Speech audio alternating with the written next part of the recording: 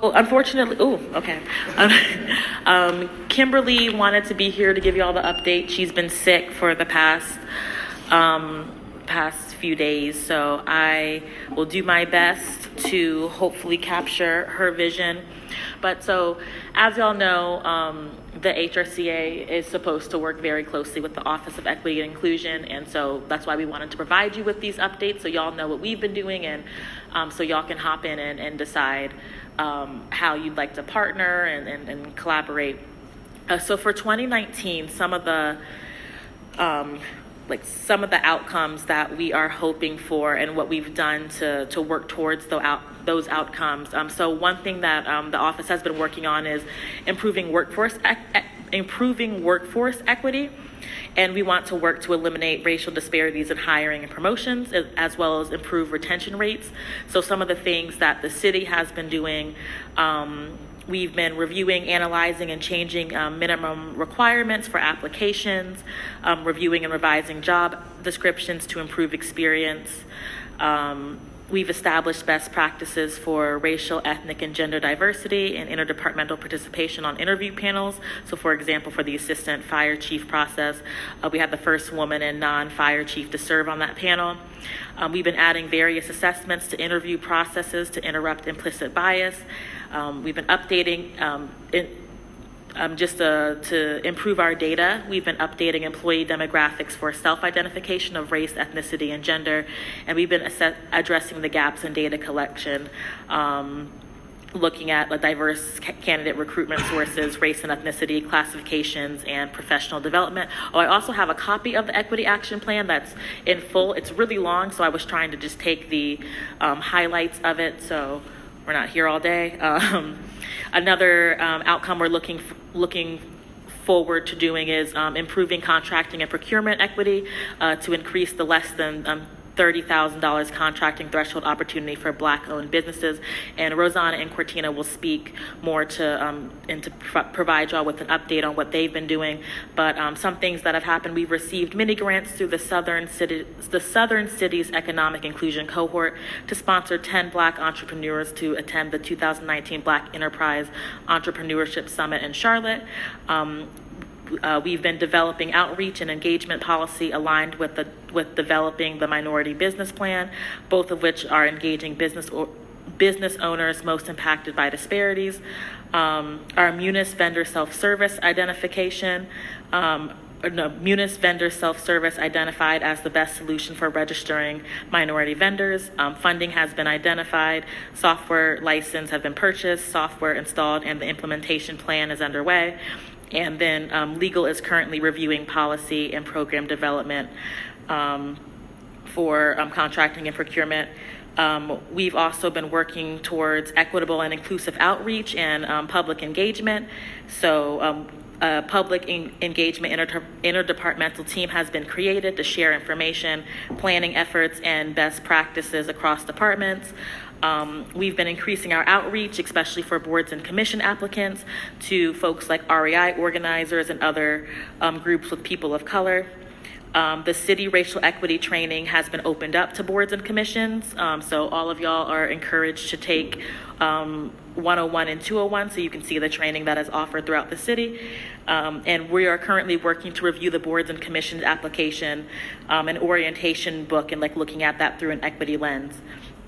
Another outcome we're looking for is knowledge and tools used by city staff and council to advance racial equity increases capacity and infrastructure in place to implement racial equity action plan. So like I mentioned, we have Advancing Racial Equity 101 and 201, which the purpose is to normalize racial equity with staff and boards and commission members by sharing key definitions, our racialized history, and developing a shared analysis of the government's contribution to racial inequity.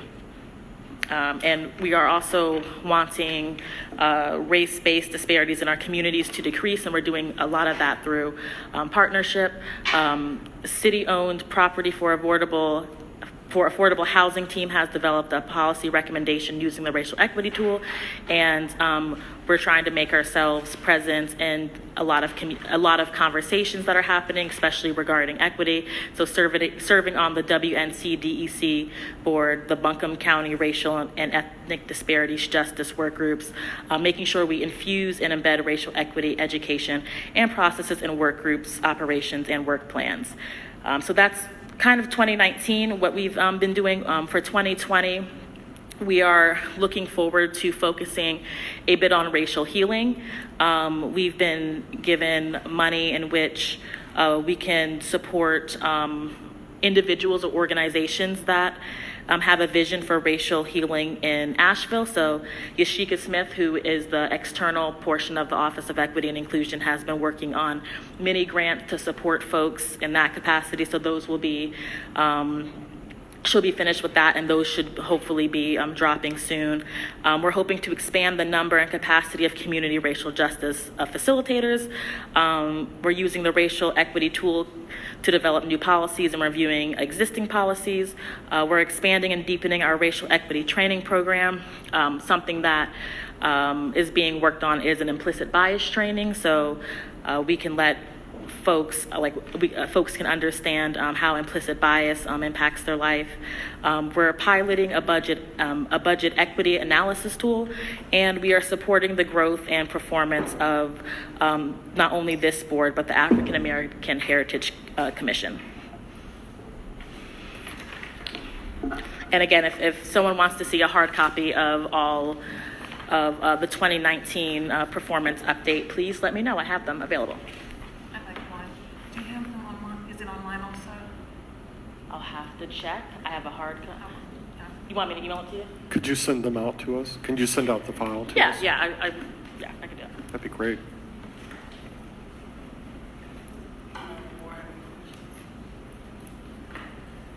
Thank you, Nita. We're going to move along to the Business Inclusion Program update for Rosanna Kay and Cortina Caldwell.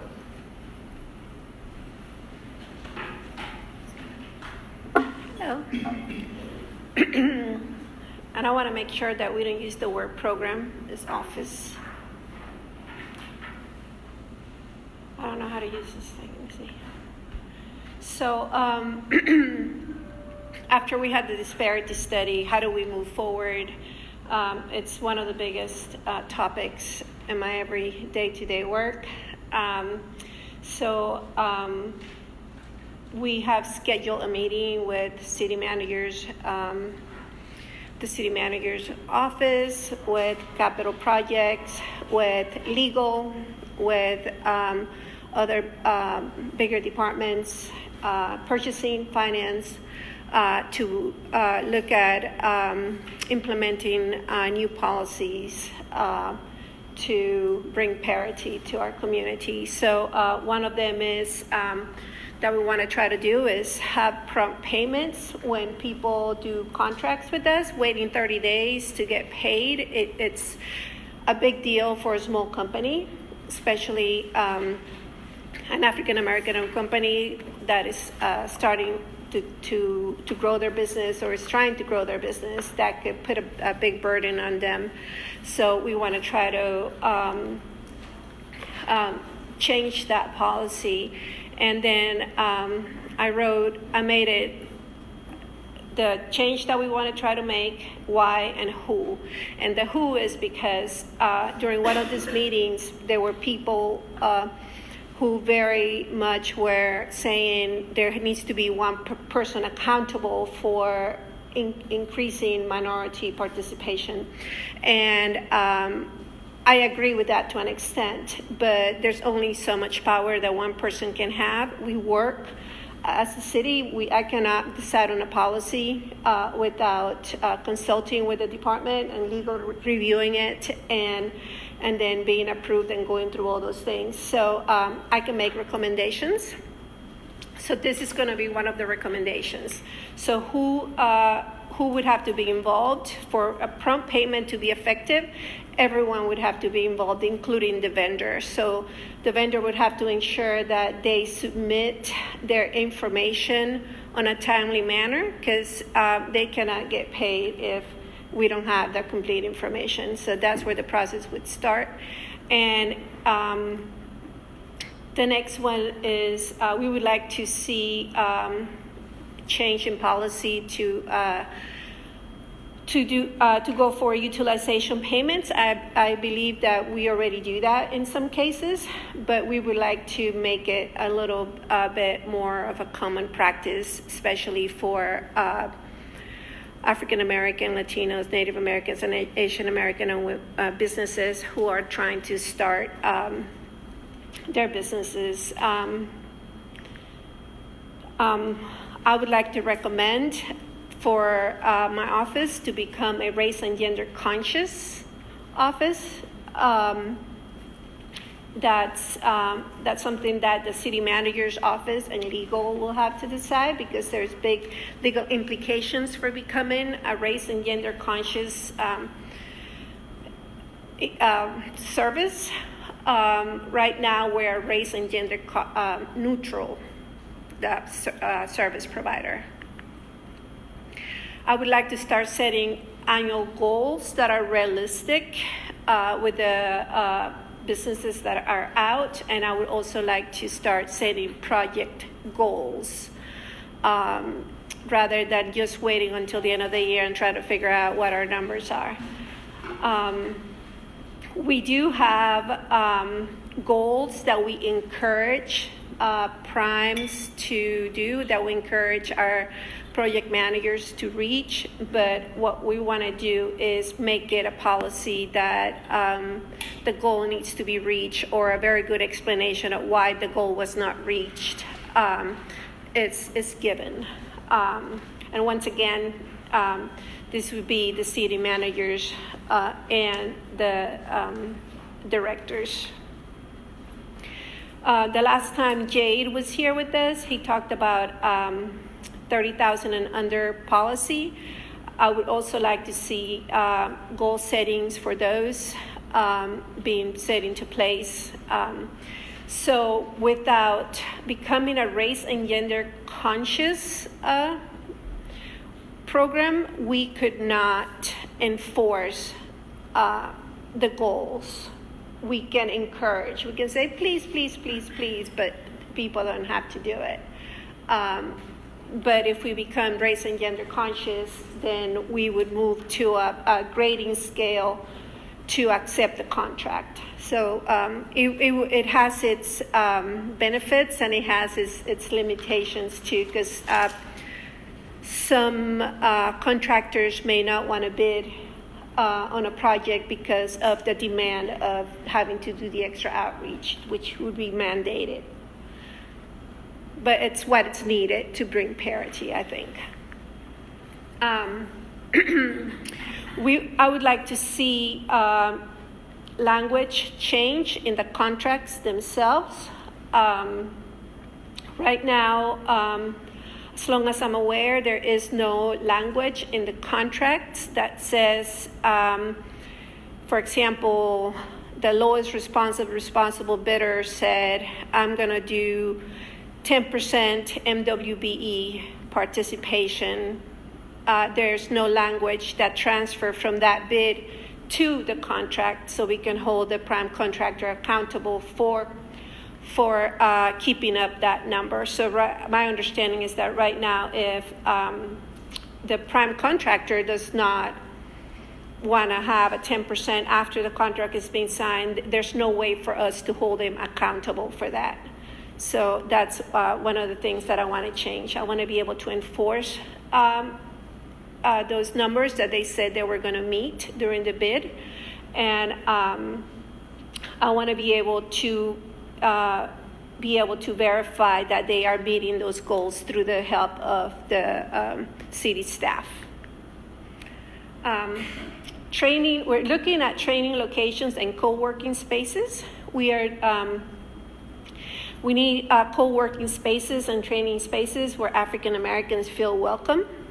That is one of the first things that came out during our 2019 African American group that Cortina leads. and we're looking to work with Parks and Recreation, IT, City Manager's Office to be able to bring a co-working space, meaning we'll have computers, internet, all those things accessible to the African American community. One of the things that unintended consequences of trying to do good sometimes happen, and that just happened with the self-vendor portal. The self-vendor portal was identified during one of the equity groups as a need, and now we have moved to this to that self-vendor portal. What has happened now is that small businesses who do not own a computer or a smartphone are not able to register to become a vendor. So now, to me, this training location and co-working spaces has become an even bigger objective to get accomplished, because that limitation that we've created by trying to do better, it was an unintended consequence. If you have questions about the work that we're doing with the group, Cortina is here to answer them. And then last but not least, we are hosting a Black and Brown Business Owners event on October 10th from 5:30 to 7 at the Eddington Center. This will be a dual purpose. One of them is we have invited elected officials, and so far 2 very kind elected officials have offered to come and meet with us. One of them is Keith. The other one is Mr. Al Whiteside.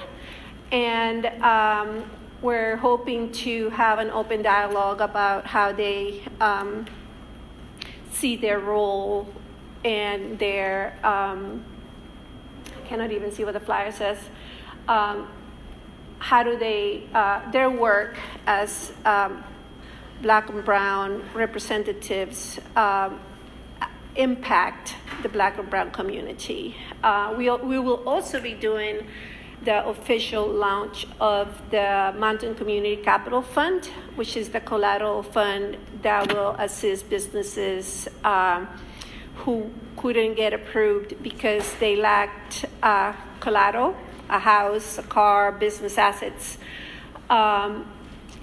to get a loan either through Mountain Biz Work, self-help, or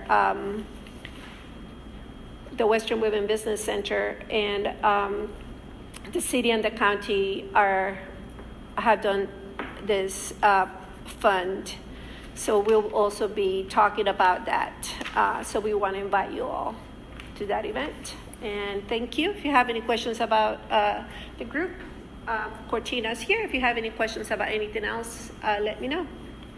Quick question, how long do you think this might be before these measures are in? We're meeting Friday, not tomorrow, next Friday. And it's my first time trying to change policy. So I don't know. I'm looking at people who know better than me, so I don't know how long it will take. I'll be lying if I told you that I knew. Yes. Hi, everybody. So one thing I just want to say real quick, too, is that the spaces that Rosanna was talking about with the elected officials and also with the Black and Brown business owners in general getting together really came out of the conversations that we've been having as a cohort, because one of the things that was very clear early on is that the people that are most proximate to these issues need to be the ones leading the change. And so that's really where this community cohort came from, is that we can no longer just make it up to folks in institutionalized spaces to be able to understand what it is that we need. need. And so out of that, we have a cohort of about 7 community members, most of whom have their own business in some capacity. They're all at different stages of growth, but together we're kind of designing this process that has already had some things that have been implemented, if that makes sense. And so the fact that this group can exist is a big part of that implementation process. And so hopefully future business inclusion work can look like this and be community-led and community-driven. And then what we create out of this space is really going to be a response to what it is that we can see that the community needs based on our experience as Black entrepreneurs and also as community leaders. And so there will be points of measurement and implementation along the way.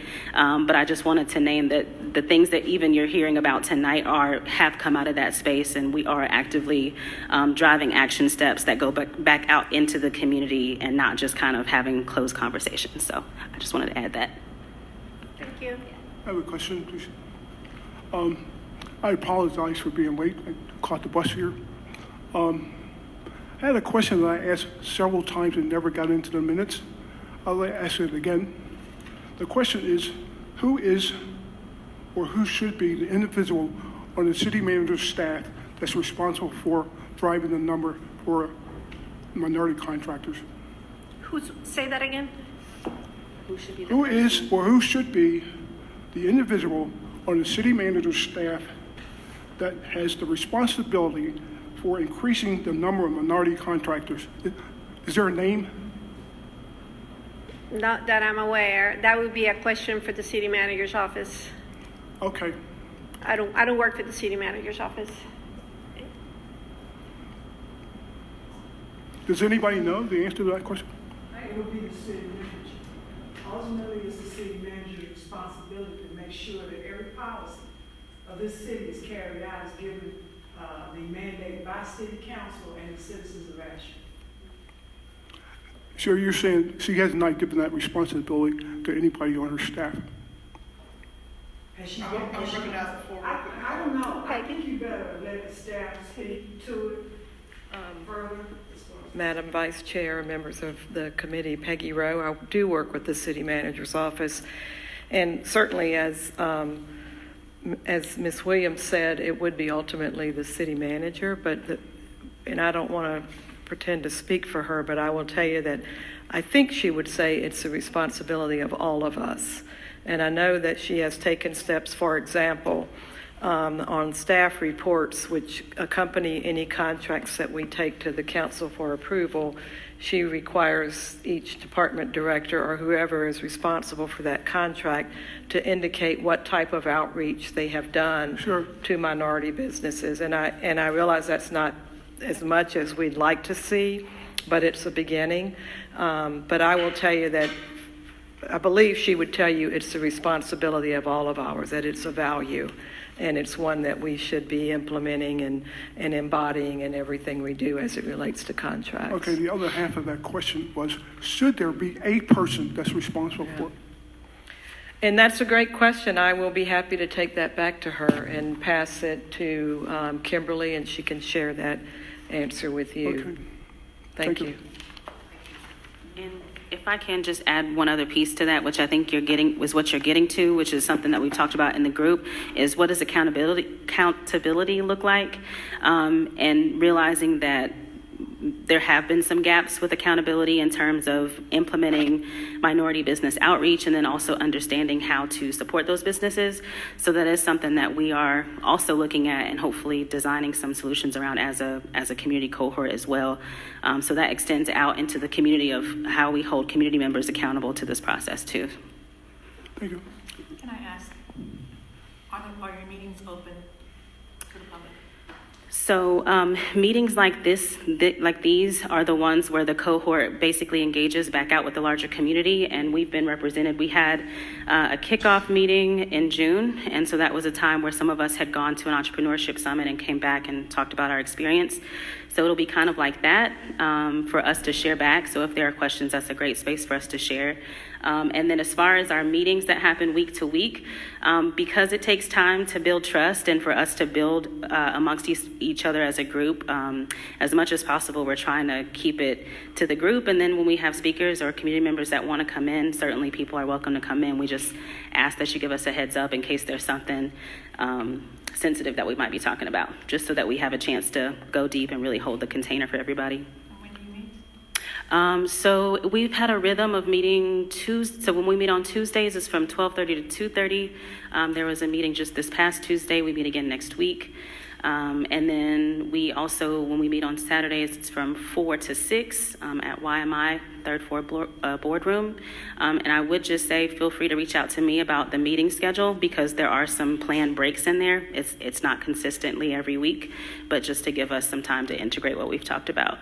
And we started July 26th was our first session, and then we plan to end somewhere around the beginning of November, mid-November. And then from there, it'll be time for the next phase. Yep. I've got a couple of questions. Yeah. Do you ladies work in the same office? No, I'm part of a grassroots organization and contracted to collaborate and work on this with Rosanna, who works with the city. So you're providing her assistance in the whole I would process? say it's a collaboration. She's an extension. I come to see Cortina as an extension of my office through a contract. Great. I had a question about, you were using the term race and gender conscious office. Is that like a lead? Would an example of that be kind of like a lead qualification? Can you explain that a little bit? It's a designation, right? That term, a race and gender conscious office. I guess we would have to decide if, well, not me, I wanted to become race and gender conscious. The city manager's office and legal would have to decide if they want the city of Asheville to become race and gender conscious. It's not a certification or a designation. It's a policy change. Okay. And with your presentation and your goals moving forward, you know, looking back, we had a minority business. What was the name The of the Minority office? Business Program. Minority. What is that? The old name of it as well. That's the old name. So we had a minority business program that wasn't race and gender conscious. Looking at the goals that you had put up on the board. With what you've learned so far, can you look back and see now more clearly why it wasn't working? Oh, absolutely. But I was also not the person doing the job, so I don't know. I don't know what barriers were there for the person before me. So I cannot speak to the past. I can only speak from when I started to where I am right now. Sure. And during the time that I had to wait for the disparity study to be finished until I could start trying to implement changes, it was several months. I started March, April, May, June, July, August, September, October, November. It was 8 months before the disparity study was done, and then now is when we're actually trying to do being able to come around to get some more things done. Right after the disparity study, I did create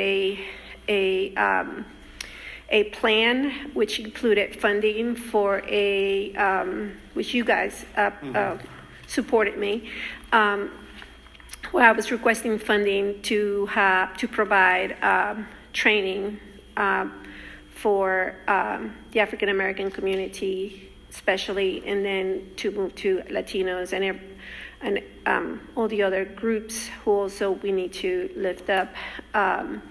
So those were the first 3 or 4 measures, including name change to be more inclusive and allow people to feel more welcome in the space. I did outside office hours, so people that didn't feel comfortable being in here could come see me at the recreation centers.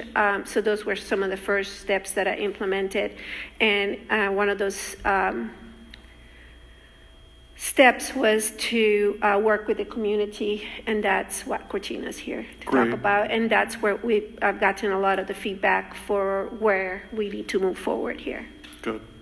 I'm glad that you have what is obviously a young lady who has lots of competency helping you. Absolutely. So I'm glad to see that. She's yes. And Yes. also along with all the other community members that are. Yes. Good progress. Thank you. Thank you. Any other questions? I want to recognize the young lady. Yeah, so that's me. I'm supposed to be over there, but I'm over here. So what I want to say is that I'm actually part of that cohort as well. And I don't know where it seems practical to fit this information in, but I felt that looking over a lot of the program, the way it's set up now, that there really aren't a lot of steps for accountability, like we already mentioned. So speaking to your question, like who's responsible for that, I feel like that may be a question that's been like flying in the ethers, which is maybe 25 why. years. Yeah, exactly, which is why I think there hasn't been more progress for this office, because there hasn't been an addressing of the pecking order, so to speak, or who should be reporting what they're doing and when they should be reporting what they're doing. And we have definitely taken that to account and have put that into the new our new proposal in terms of what needs to be happening on a regular, not yearly basis or a 5-year basis, but more like quarterly. So I just wanted to share that with you all. Yeah. Yeah, I just first want to say thank you. I really admire people who just like dive in and just say we're going to try this. And I really like the idea of the collateral fund. And I was curious as to if that was going to be funded, privately funded or funded by the city. That's been in the process for like 3 years. So it finally happened, and the city put $250,000 and the county put $200,000. Okay, awesome. Thank you. You're welcome. Thank you. All right, ladies and gentlemen, we do have quorum, so I'm going to go ahead and call this meeting to order. If the board will go ahead and look over the August draft minutes. Oh, sorry. Oh, I'm sorry. You know what? I just skipped over. I'm so sorry. Update from the staff, there's conversations at CPAC. I'm so happy. Like 2 seconds, real quick. Hi again, everyone. So I wanted to give y'all an update. There have been floating conversations about what to do with CPAC. So me, Tiffany, Blake, who is the new CPAC chair, and Keith yesterday met to discuss collaboration. And so, like I said, I know there have been different feelings that y'all have had about, and like just even involvement, like continuing taking on further involvement with like policing. I just wanted to reiterate 2 things. One, that public safety is in y'all's ordinance and it's one of y'all's duties. And also just reiterate that y'all have the autonomy to decide what happens to CPAC. And like from what I've heard from a lot of y'all, it seems like y'all want to be collaborative. Like I don't think anybody wants to to disband CPAC and take on those responsibilities. So I'm really pushing that y'all exercise this autonomy to collaborate and work with CPAC, because if y'all don't exercise this autonomy, y'all will lose it.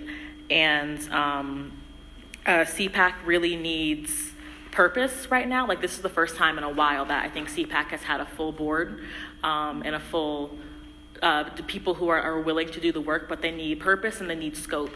And I'm really urging y'all to well, this is y'all's decision, so think about how you'd want to proceed with this. But if y'all so choose to want to collaborate with CPAC, I'm really encouraging y'all to brainstorm, take time later during the meeting to brainstorm like what you'd like to see from CPAC, like help them brainstorm like a purpose. If so, like collaboration with CPAC can look a lot of different ways, whether it's joint meetings, joint subcommittees, like so y'all really do have the authority here, the autonomy more so to decide how y'all want to do this collaboration. So I'm really urging y'all to take this seriously. What would be the best way for those of us who know what CPAC is but aren't really educated as far as the workings of it to get up to speed? Attend a meeting or have somebody come and present to us? Or, I mean, I know what it is, but as far as moving further into collaboration, I would want to know more about what's gone on with them. And Absolutely. Well, when I'm meeting with Blake, he seems really eager to work with y'all. And so he had mentioned coming to meetings. Obviously, when the collaboration is more thought out and well formed, potentially having joint meetings. So I think he's completely willing to coming to y'all's meetings, especially, and giving y'all updates and things like that. But I just wanted to put it up there so a decision can be made if a collaboration or is something that y'all want to do. Everyone good? Those meetings are, for what board members don't know, are they with the CPAC meetings are now the... One of the CPAC. CPAC meetings right now are down at the Public Works building. They're on, it's on the schedule. I think it's third Wednesday. It's first Wednesday of every month down there at Public Works at 5 p.m. And then they also have community meetings like you all do on the floating schedule to be determined. Awesome. All right, y'all, we're there to the meeting. If the board will call this meeting to order. If the board could go ahead and look over the minutes. A couple of minutes to do that for the last month. And we'll go ahead and take a vote.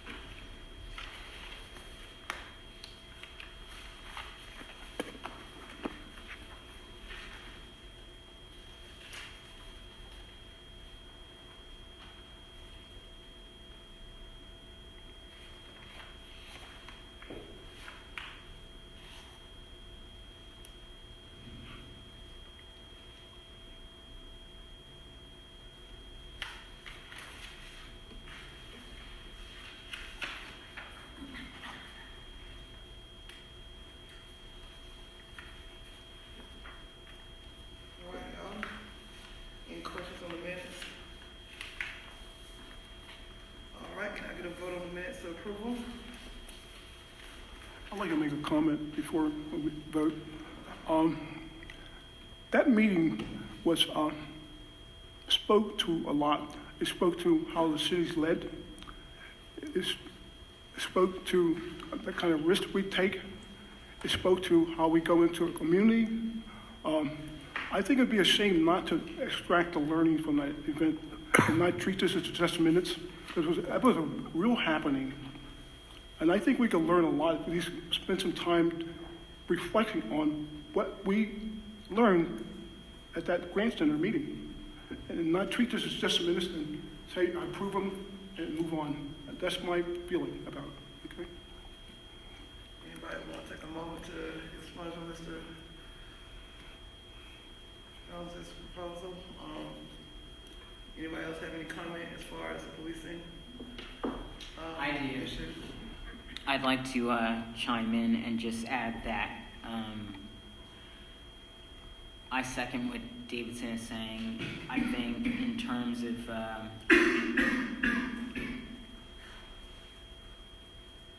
something that is so important for all public safety, the notes that are taken here, we should really take into consideration and maybe have a little more conversation about addressing some of the things that were in public comment. I see there are a lot of things that we should talk about. I don't know if right now is the right time. Like I said, I'm new to this. I'm new to this commission, so I'm not sure how you all work. But if nothing else, these notes should be considered when we're thinking about possibly combining CPAC and HRC to be more effective in our efforts to provide public safety. Would the board like to put that to a vote that we include perhaps the minutes from the August HRCA meeting in with a discussion about public safety as to whether or not, how we move forward with the policing discussion and public safety discussion? Well, I'll just say this. That meeting was theatrics, okay? We pretended that we participated in picking a police chief. We know the rest of that story. Okay, went into that community without knocking on the doors for the elders in that community, putting them notice that we were coming here. I knocked on the doors before I got there. People did not know we were coming, and people down there do not feel comfortable going in that building. And we knew that, okay? Most of the people that were there were from a different class of people. The community did not show up, okay? Also, there was no security in that building. I got there early. I was surprised to see that I could have walked in there with a gun, okay? We had a person that was outdoors that was threatening people. He's mentally ill. I say that respectfully. We had a guy inside that was mentally ill. People were vulnerable in that room, okay? Given the environment that we live in, more care should have been how we went into that community, how we communicated with those people, and the safety level was not taken care of. And also the content. I never felt like this group was the author of signed consent. That work came from someplace else. That was not our work. Nicole was not here before. At one time we said we were not going to get involved in police work. We said that right in this room. And somehow, as something snuck in and got it on our agenda, I have a problem with how things get on the agenda here. I did not own that agenda for that day. I was not a part of that. That agenda for a meeting should be something that we came together and said we want to have these items on the agenda. Anybody can come in here and sneak stuff into the agenda. And I mean that very respectfully. Okay? I never know what we're going to talk about until we get here. And even with putting these out in advance, I never know what we're going to talk about in this room.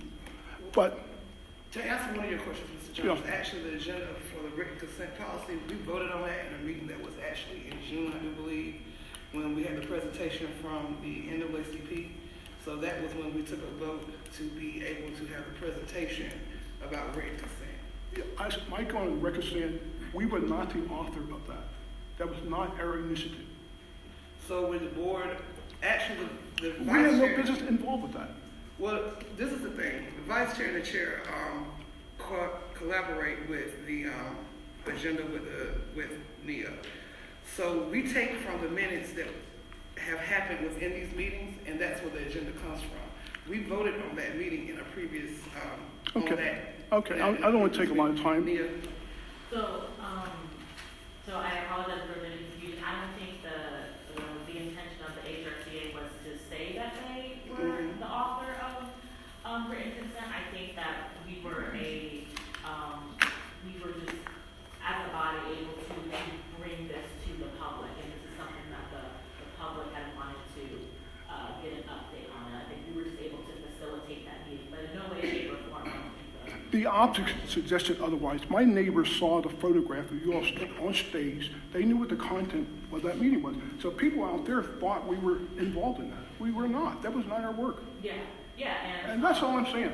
No, and I hear you, and I think we tried to be intentional about, especially giving the NAACP the space to speak and they'll be able to take the credit that they participated heavily in written consent. So just going on the record saying that, to my understanding, that I don't think that was not the intention to take ownership of it. If that came, impact versus intent, if that came across, then I'm sorry that came across. But in hindsight, I would also like to say, if you look at what happened at that meeting to where we sit at today, that meeting was a very pivotal meeting within the city to where some very profound revelations came to light. So to say that meeting was a waste, I would be. I didn't say that. I said it was theatrics. I said it was theatrics, is what I said. Well, it was theatrics. That's my opinion. Okay? That, you're entitled to your opinion, but I also do believe that those theatrics played out in real life. I read the So with that newspaper being stories said, after that meeting. And exactly. We should all be embarrassed. We should all be embarrassed. I wouldn't say that, Mr. Jones. Well- That's like you said, your opinion. I'm gonna let that sit at that. With that being said, anybody else have any more comment on the policing issue? I did want clarification. So just to clarify that, like, CPAC wouldn't become a part of the HRCA. It's very much so a collaborative effort that y'all would determine what that looks like. So just wanted to make sure that the HRCA still stays the HRCA and y'all still able to take on the issues that y'all want to take on, but it would just be like a relationship with CPAC, an ability to give CPAC purpose and scope. I wanted to ask Davidson a question about, for a little bit more clarification on something that you said. You said that people don't want to go into that building. Do you mean specifically the Grant Center? Do you feel The like Grant Center is a Okay. symbol of a preview of regentrification in that area. Okay, I had a band, a youth band, that performed there. That was the first performance in that building. I knocked on doors, begged people to come over to watch the kids play. One of the kids lived in that neighborhood. I got one mother out of that neighborhood to come in there. Everybody else was from another neighborhood. And that was a long time ago. So I knocked on the doors.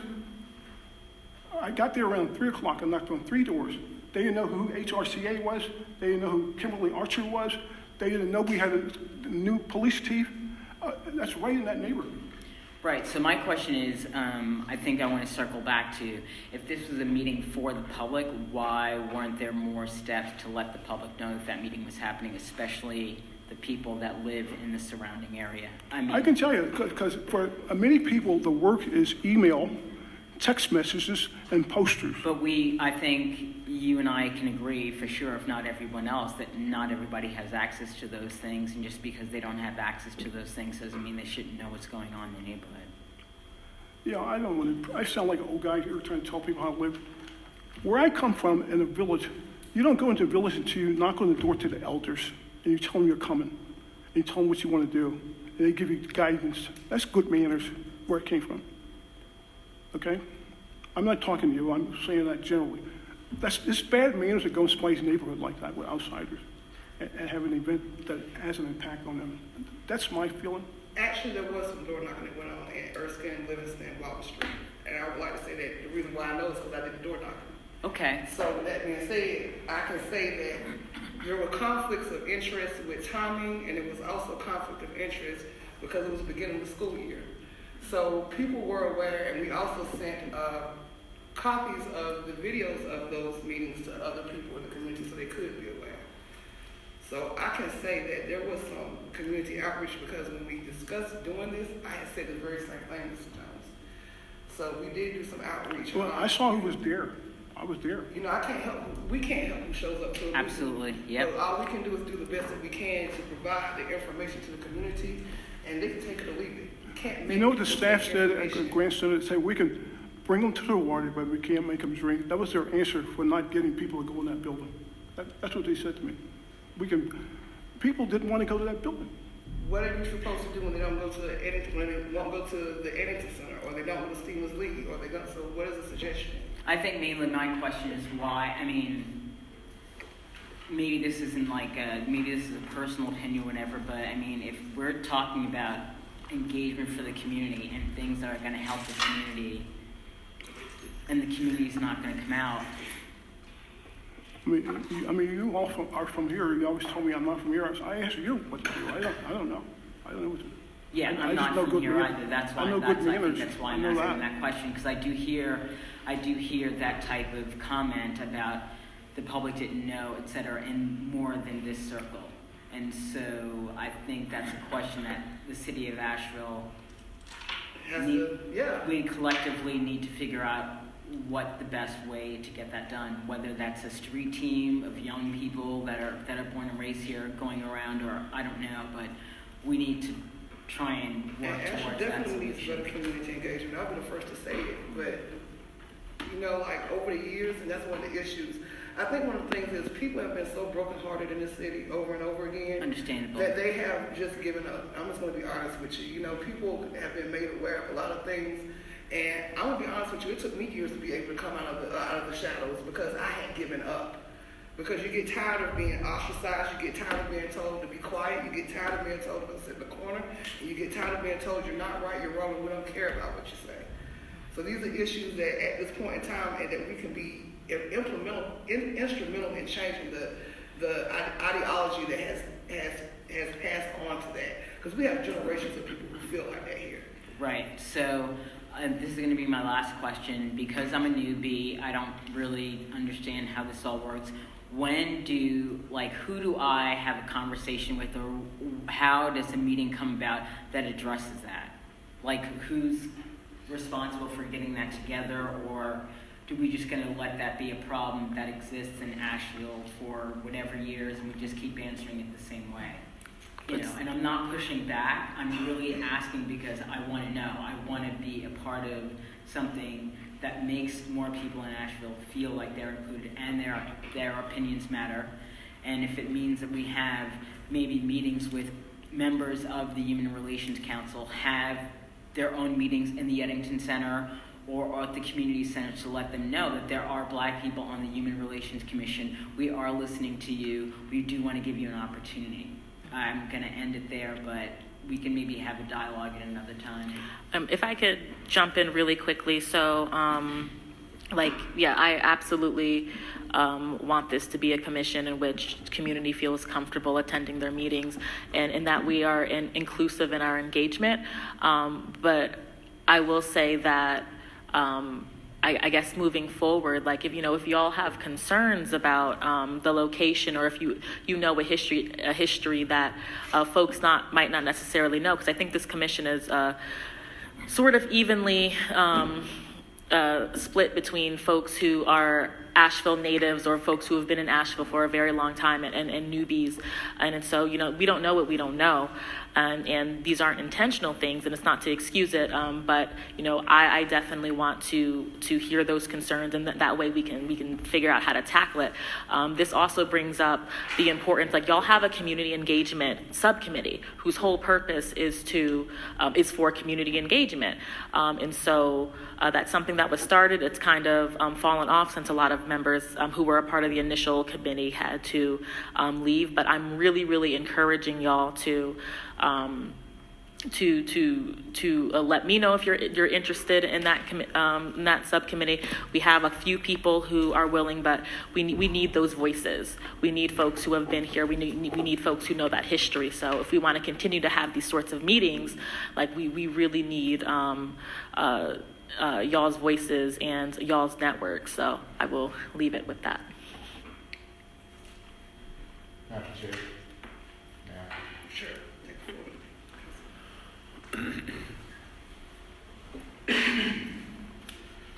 Good evening. I'll try to be brief. In response to Mr. Jones, I would, and the question that was posed as to why community members weren't there, I would say this: local government, there's a certain type of person who is really keenly tuned in to local government. And it's not really something, in my opinion, that even though I would love to see stadiums full of people, it's not something that everybody has an appetite for. I would say this: when I first came on board on council, I traveled down to Chapel Hill, and I met with members from all across the state and local government, and they all struggled with the same issues. As far as having attendance at these meetings. And then just inside this city as well, over the 30 boards and commissions that we have, if you go to each one, you'll recognize that there aren't a lot of people that are involved except for those diehard folks. I would say, to the credit of this body, there has been a great deal of attendance, more so than any other board or commission other than something like a P&Z that they have. I will say this. We traveled as a council down to Durham and worked collaboratively with those individuals in Durham and asked questions about community meetings and things of that nature. And one thing that I took away from that was that one thing that I innately knew was that people get involved with things when a problem arises. So that's when you see everybody come out, when it's something that they feel like they need to get involved in. And then another way that people get involved is there are things that go on in communities that you could plug into. Not saying that you could have a whole total meeting while something else is going on, but you know that people are going to be there. One of those things, once upon a time, Miss Betty and I were members of a group called Hood Talk, and we traveled to every community center around the city. And I think the highest attended meeting that we had was at Stevenson, and we had nearly 100 people there. But every place that we organized and that we went to have our conversations, we had people there, but it was something that people wanted to come to. They wanted to attend. They trusted the folks that were putting that on. Not everybody is involved in local government. Not everybody trusts that. What I'm getting at is that if you want to have better attendance, you may want to look at plugging in sometimes with events that are already going on and collaborating and seeing if you could share space for a limited time and not have a full-blown meeting, but say, hey, here's what we're doing on a local government level. We know you all have this going on, but we just wanted to share this with you to let you know this is what is going on, and here are a few bullet points. That works in a lot of cities. I've tried to ask about having that happen here, where more different boards and commissions can plug in to these different communities where we know people are going to be, because not everybody comes out to a local government committee meeting like it's the Super Bowl. I mean, of course, we'd like that. I would like that, but it just doesn't happen. So I'll now wrap it up. That's my suggestion is to, when you all plan another community meeting or whatever, try to figure out what's going on in the community calendar, something that's going to be attended, and maybe try to plug in and just say, can we have a little bit of time to share with the folks that are already going to be there? And that's it. Thank you. Okay. Yeah, and You're speaking from your leadership ability and profile.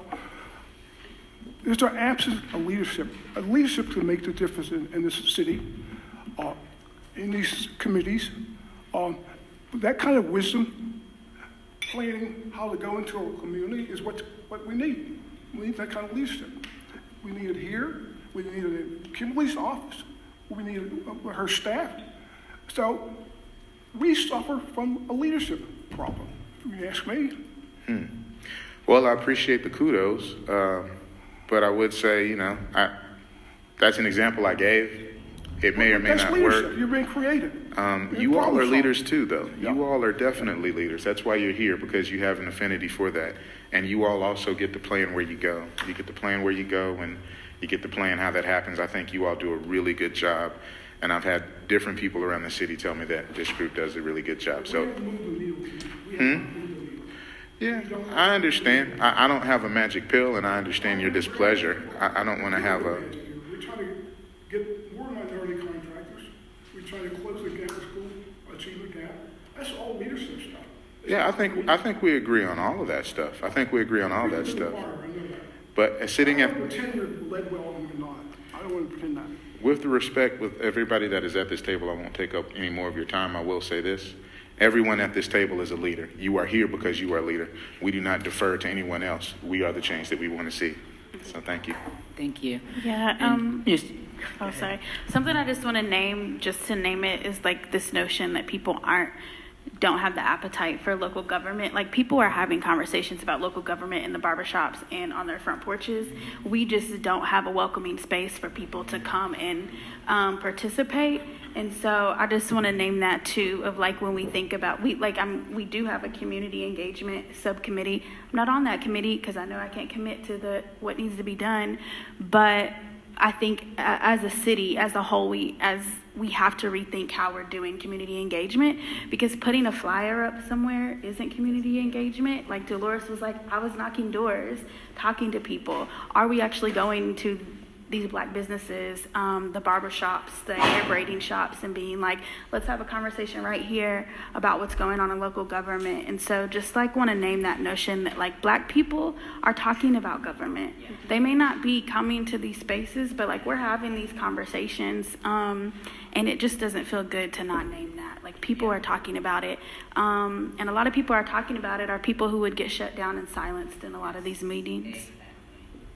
And I just want to say that I was actually just talking to Dwayne. I was like, whatever happened to Hood Talk? So it sounds like there may be a resurgence of that. So, but what you're saying is right. Like, if that means that we get next to like spin like in the middle of a park, and we have conversations about what's going on locally with the government, can't do it in the way that we've been doing it that continues to lock out the people that we're supposed to be serving. All right, so with this being said, how do y'all want to carry on the minutes? Do you want to approve the minutes as we discussed them since we've had this discussion? I'd like to add something. I want to say that I appreciate Mr. Jones's comments, and I agree with the majority of what he said about the meeting at the Grant Center. I hadn't thought about some of the things that he said, the way he said it, but I do agree. One of the points he mentioned was the security issue. There was a gentleman there that I was stressed about sitting on the panel on stage when I saw how he was acting and I was trying to get some guy's attention to help get him somewhere or something. But yeah, I agree. The community engagement is a big issue. I agree with Dolores's point about the fact that those of us who are native Ashevilleans have had years and years of being engaged in the events, civic events and other things, and have been shut down and lied to, and it's still happening. So the trust issue is really big. And I also agree with Nicole's point about people are talking and engaged in their own spaces and Facebook, social media. There's a conversation today about lunches and the fact that someone wasn't given a student wasn't given a lunch at school.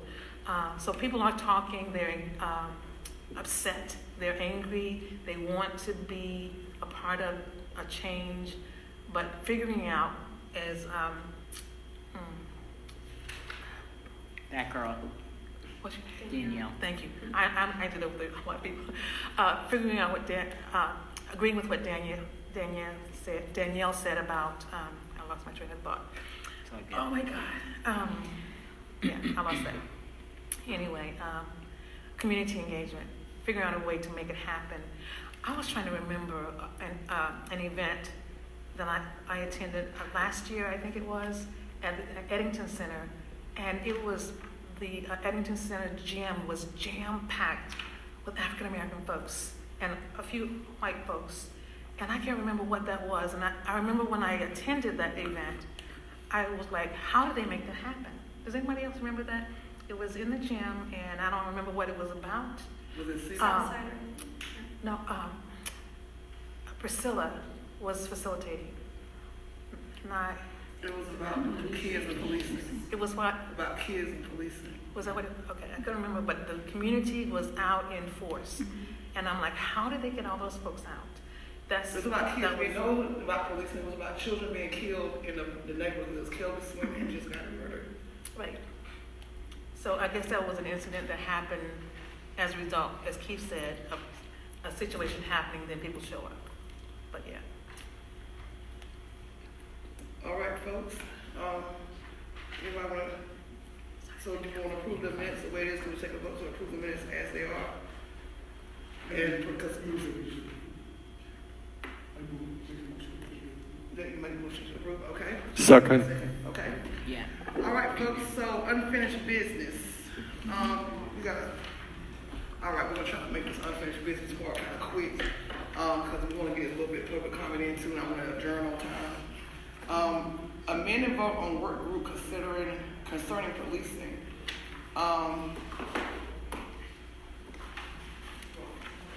Yeah.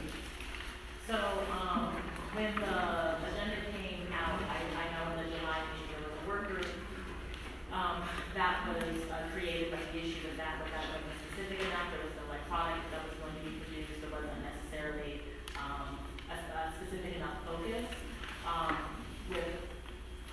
So that's obviously up to y'all to discuss what you want to do with that. Bringing into the new information about collaborating with CTAC, if that is also something y'all want to do.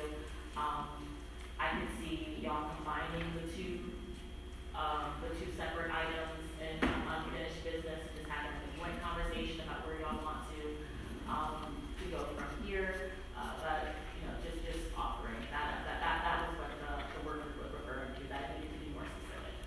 I was actually thinking on the same lines about combining A and B because it's kind of like on the same parallel. So discussing that anyway, so we could just go ahead and buy Councilman Young.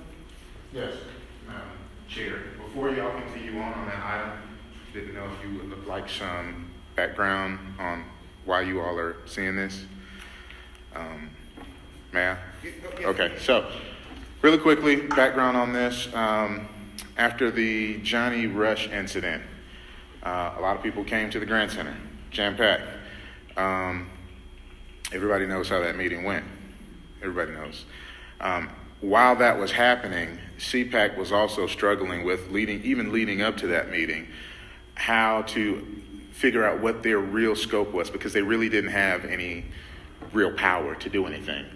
So they're trying to figure out what to do with themselves. At the same time, kind of behind the scenes, HRCA is being formed, Blue Ribbon Committee is being formed, and those are kind of parallel things that are happening at the same time. Boards and commissions had got to the point to where members were falling off of CPAC. CPAC was being inactive. They weren't having quorums. We had actually stopped appointing people to that board as we moved along with the Blue Ribbon Committee to figure out what was going to happen with HRCA. And it was discussed that this body right here would be given the autonomy to be able to make a decision on what happens to CPAC. And CPAC had gotten all the way to a city council meeting where boards and commissions had decided, okay, we were just going to dissolve CPAC and roll those, try to figure out how we're going to roll all of that into this body here. At that meeting, we did not hold that vote to make that happen. There were some comments and some hearts were changed, and we felt that once HRCA got rolling, that we would allow you all, because Blue Ribbon Committee didn't want to put it on y'all. They said, we want HRCA to decide. And so that's kind of where we're at now. You all have been up and running for over a year now. Again, to your credit, I still feel like you're the best run commission in the city of Asheville. I think that you now have the time and the ability to decide how you collaborate and partner with CPAC, if any. Both of the chairs have already met. They've discussed some things. They feel really, although Tiffany is not here, she was in the meeting with myself and Blake the other day, and they both feel very confident that both groups can work together and provide a scope to the community where CPAC can have some oomph to it, because this body actually has that and they don't. And so maybe it even comes down to how do you do that? You know, do you have subcommittees? Do you have joint meetings? Do you rewrite their scope? I know that CPAC even is trying to work on some mediation things that we tried to give you all, but we couldn't do it because of some legality stuff. But they want to do that as well. So that is some brief context. If I ran too fast through that, let me know. But now it's kind of in you all's hands to figure out how do you want to collaborate with these with this other board or commission to make it more effective, in the community. How many members on CPAC? Oh gosh, 7, I believe so, and it's a full body right now. It's up. We've gotten it back to its full strength. It's a very diverse group. A couple of people on there that some of you all may know. Of course, Blake, he's a local attorney. He's on there. Shauna McDowell, Robert Hooper. There are a couple of people on there that are some really good folks. And so hopefully you all will be able to collaborate. Are there any women on that? Yes. All right. Thank you. Okay, so, Tanya. The work group concerning policing was in regards to leading an investigation into their training. There is no training in regards to race and ethnic relations within the community. In the main policing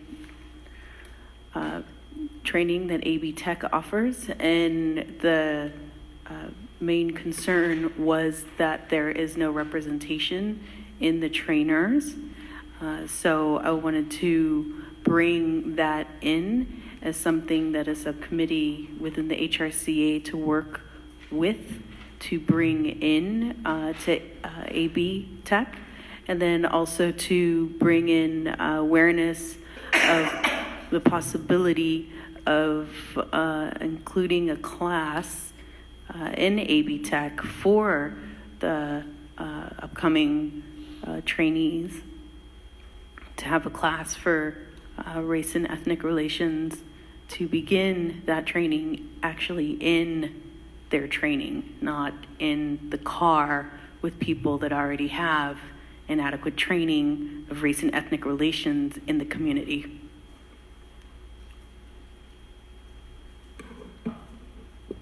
I think that's a great idea. When we were talking about the issue, I did a little bit of research, and I'm under the impression that Josh Stein's office, the state attorney general, Josh Stein, right? His office is the one that sets forth the curriculums for the BLETs, the community BLETs across the state. I think that's the way. I was trying to look and see. What's the BLE? It is. Basic law enforcement training. Right. So I'm sure that you could have a conversation with the people at AB Tech to begin with, but I think ultimately it comes further up, down. I've also spoke with some people in regards with BLET themselves, and they mentioned that sometimes it is community to community, okay. And there are communities that bring in programs that are specific to that community. Great. I need to know that the chief is coming in, the interim chief, Robert White from Greensboro, Durham, and Colorado, and the city manager are going to probably look at investing in 21st century policing. And also some of that will be included in there. I think having my last conversation with the city manager involved the concept of 21st century policing. And so I think this Mr. Interim Chief White is going to be a main player in some of that. Because I think in Greensboro, we checked on some stuff in NAACP, and it looks like he brought quite a few of those classes from the FBI Academy and some other experts from around the country. So I think that might be, when he starts, a logical, that might be a conversation I might want to have. I have researched 21st century policing, and it's not congruent with what I'm introducing. But it is congruent with what the city manager wants, and what the chief of the Bunker County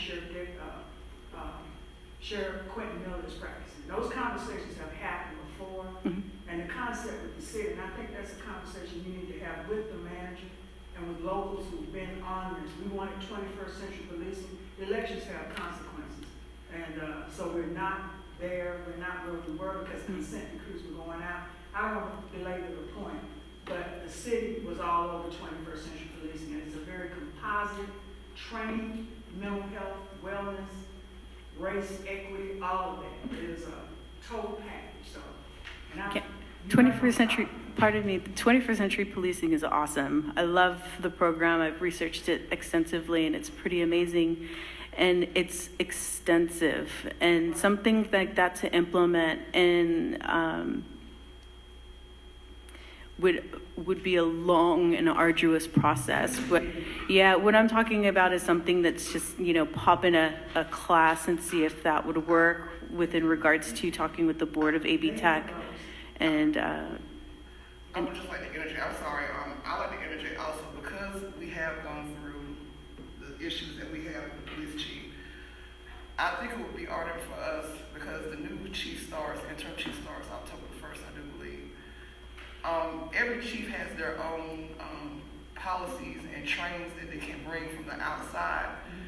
I believe that it would be conducive for us to allow this chief, as we did Chief Bailey, a period of time to get into the office, to be able to see what his implementation processes are.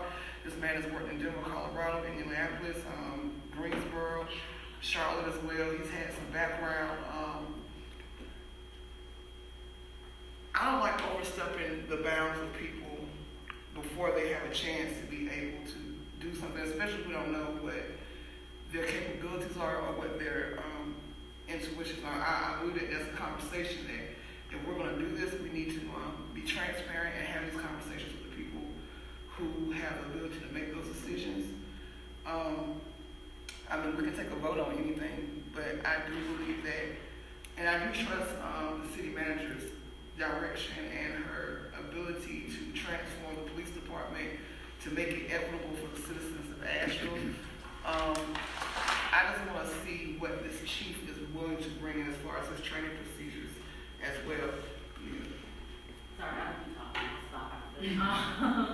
And I will say again, I don't know if the decisions have made if you want to partner with CPAC, but I think in terms of giving CPAC teeth and giving them scope, I think it's something that you could work in collaboration with CPAC with, and if we're talking about potentially starting subcommittees with CPAC, then Tanya, I think that you would be a great candidate for that.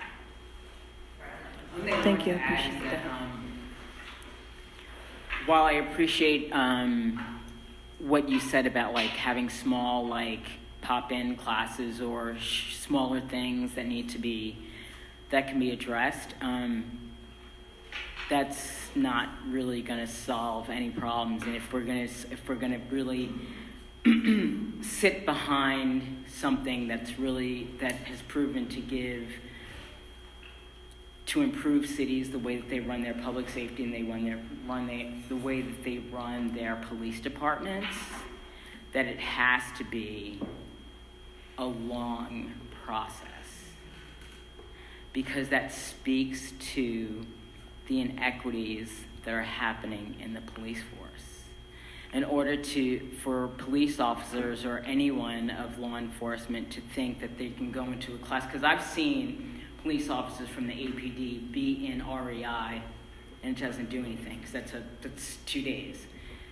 So a long process where they have to be engaged on a regular basis is the only way we're really going to see change in police officers, because they've been allowed to conduct themselves the way they have for so long.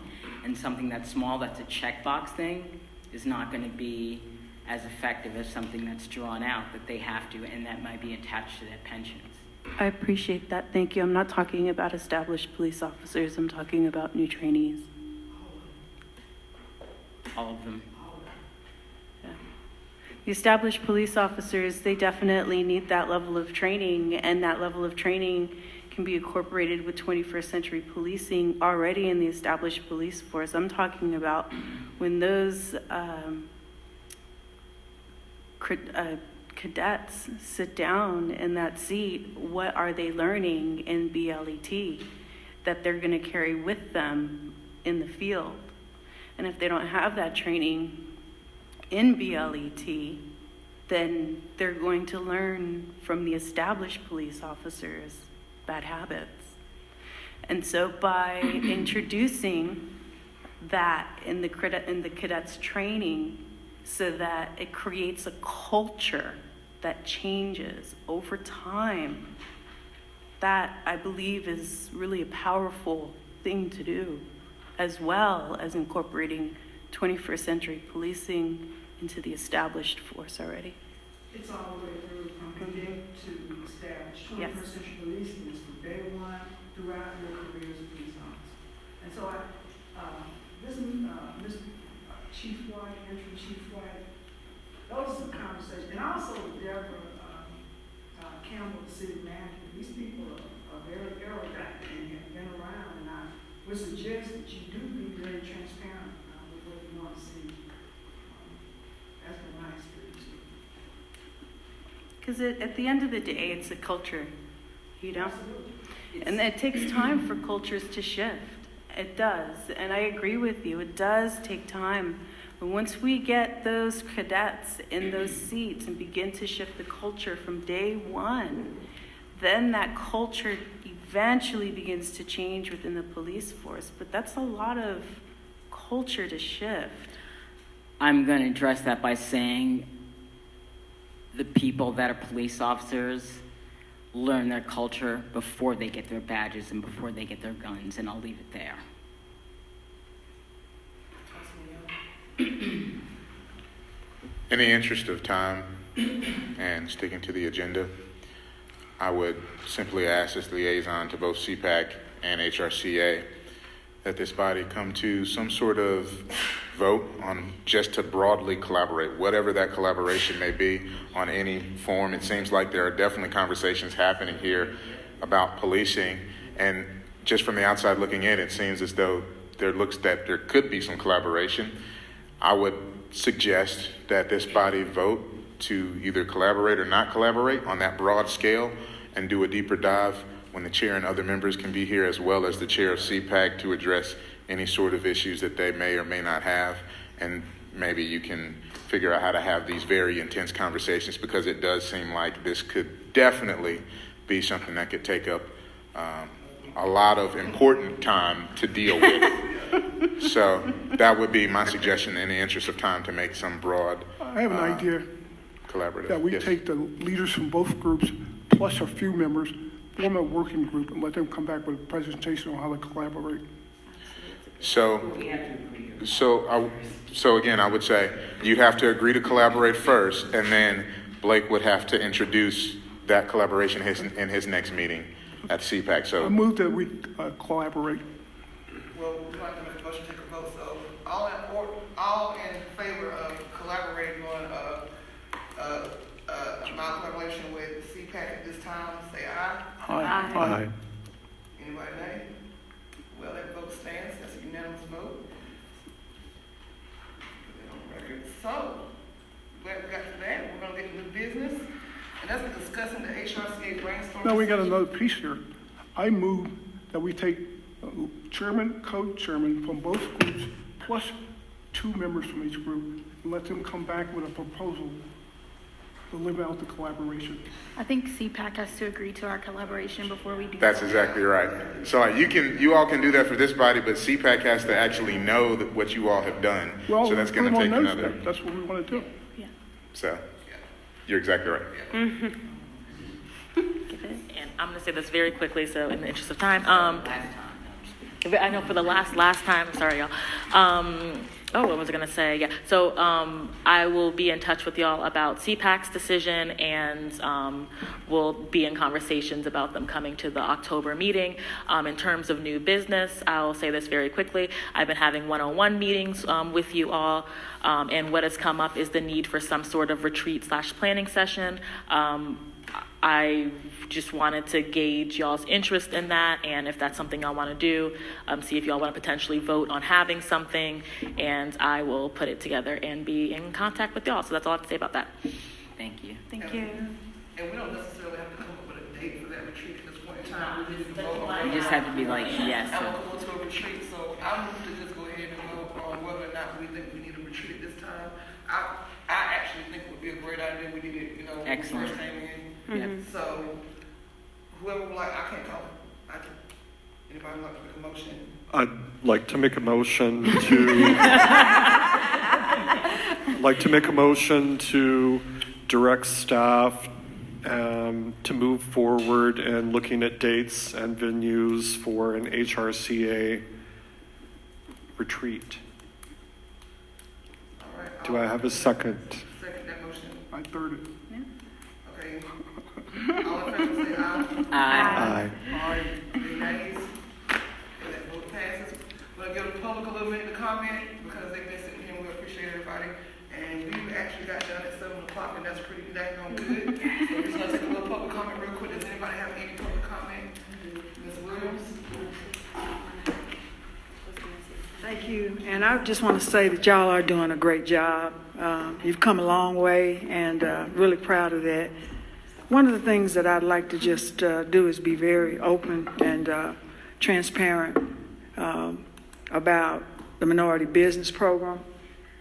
I guess it was somebody said the definition of insanity is to keep doing the same things over and over and think you're going to get a different result.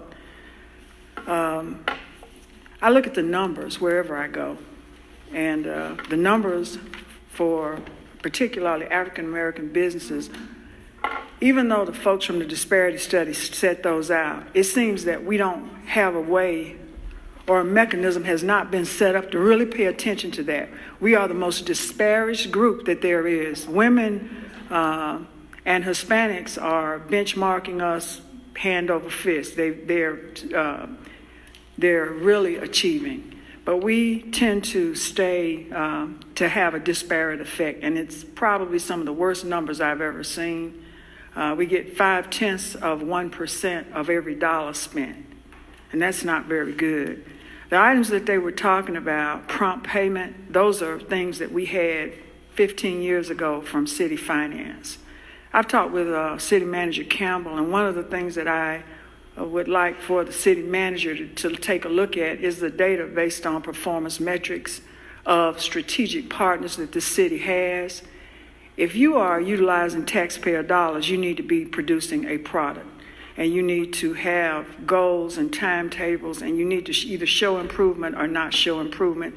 And then the expenditure of that dollar for further consideration ought to be contingent upon that. The reason why I say this is that even though we have all of these outings, these meetings, and this outreach, we have very few results. That is why black folks in Asheville have broken hearts. I'm one of them. When you speak truth to power, you tend to get ostracized. I don't give a damn if you've got 4 degrees or 5. It doesn't matter. You are castigated and ostracized. And when people see that, they tend to go in and say they don't want anybody to tell them anything. And so what we've got is you've got your terrific programs here and all the good intentions in the world, but they do not necessarily flow down to people who need to benefit. So what we've got is an audience of people who do nothing but entertain themselves. And that's not what government is. Government is about service. And it should require the best of intellect and ability, but it does not. All that is necessary, it seems, are gatekeepers who keep out people who are effective and who really fortify their positions and perpetrate their own existence by number one, not producing any results, and number two, by keeping the public away and talking top down. All of these things, if you look around rooms that you go in, have the usual suspects. The same people over and over again, where we've got businesses. Let me just say this to you. If you don't offer a person economic benefit and something tangible that they can see that might come into their lives, they are not interested. Because after all, they're just like you and I are. And in the black community here in Asheville, I'm a native as well, people have just given up. They pretty much see everything as people who are here, the ones of us that they so-called call tokens. We look out and perpetuate our own existence. And if you look at the numbers, they're right. Our children have the widest achievement gaps. We have the worst contracting program in the state. Black motorists get stopped more than anywhere else, and we live shorter lives, and it's nasty and they're brutish. Our lives are. And the data shows that. So we have a lot of work to do. Prompt payment can be done with the finance director, Barbara Whitehorn, and just having the city manager go in and say, Barbara, look, we've got this minority-owned business is going to turn an invoice every 10 days. Can they get back 5? Or turn in and agree with the contractor, whatever department that is. We did this 10 years ago when I worked on streets as a contractor for the city of Asheville, putting them in and taking them out.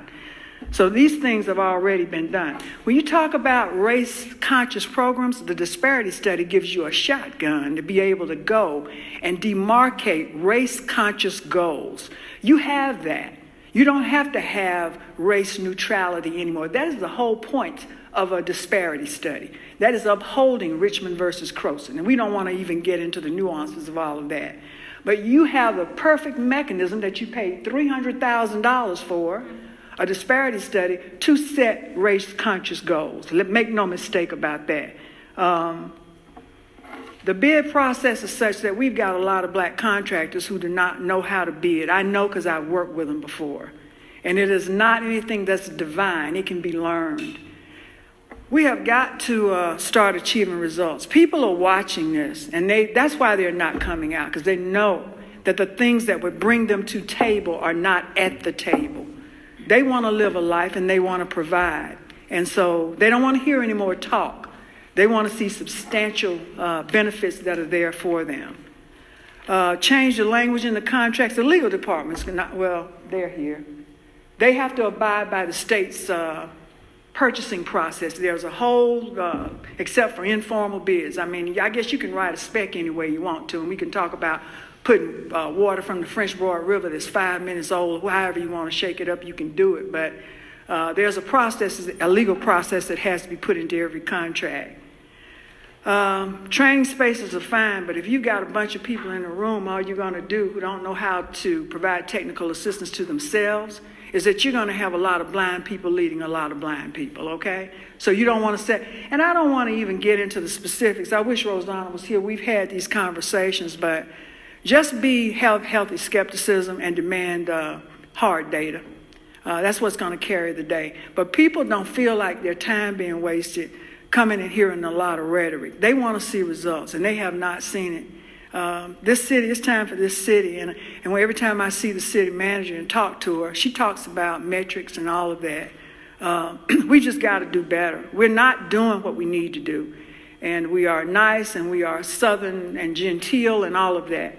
But that does not get things done. So with that, and like Keith said, in the interest of time, thank you. Have a good night. Thank you. Can I respond to that? I just wanted to say something. Congratulations.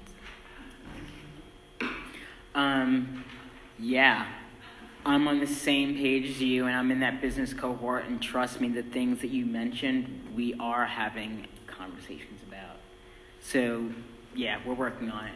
Because, like you say, you can't have metrics without accountability measures to know when they're meeting those metrics. So, yeah, we got you. Anybody else? I have a question. I have one more question I want to put on the record. Who's keeping the minute? Who's writing the minutes in this room? You? Okay, I want my question in the minutes, okay? This is a hard one. I'm embarrassed to say this one. I'll probably get crucified for this one. I had a conversation with Ms. Archer at the Grant Center about why there are no black males on her staff. Her answer was, none applied. Here's the question. Is Kimberly Archer's response none applied to my question, why are there no black males on your staff, indicative of appropriate leadership profile, a value system, and authentic behavior consistent with the principle of equity and inclusion? I want that question in the record. I'll give it to you. Ms. Archie. As a matter of fact, what I'll do is I'll turn this over to Nia, since you do work for Kimberly's office, and so that Ms. Archie can get this first thing. I want it in the minutes also. Okay. I'd like to mention something about the disparity study. I went over the disparity study with my mom, who's been doing this for 30 years. And she actually pointed out the disparity of the lumping Hispanic and white women, that it gave inaccurate numbers. And then it gives people a misbelief that this lumped number is representative of what's happening within the community, and it was a disparity within the disparity study itself. So I just wanted to mention that I went over it with somebody that knows this, that does this for work, that's doing it right now with FEMA, and has worked with the government and private sector doing this work, and is retired from it. And so I just wanted to mention that in itself was a disparity, and it was noted by somebody that has the qualifications to recognize that. I'd like to just take a moment to thank staff, Anika for doing the minutes, and of course Nia for helping us so much. I guess, I don't know if everybody's had time with Nia, but I had a really great conversation with her, and I think it's great that they're helping us out. Folks, well, I move to adjourn this meeting. Can I get a second? Second.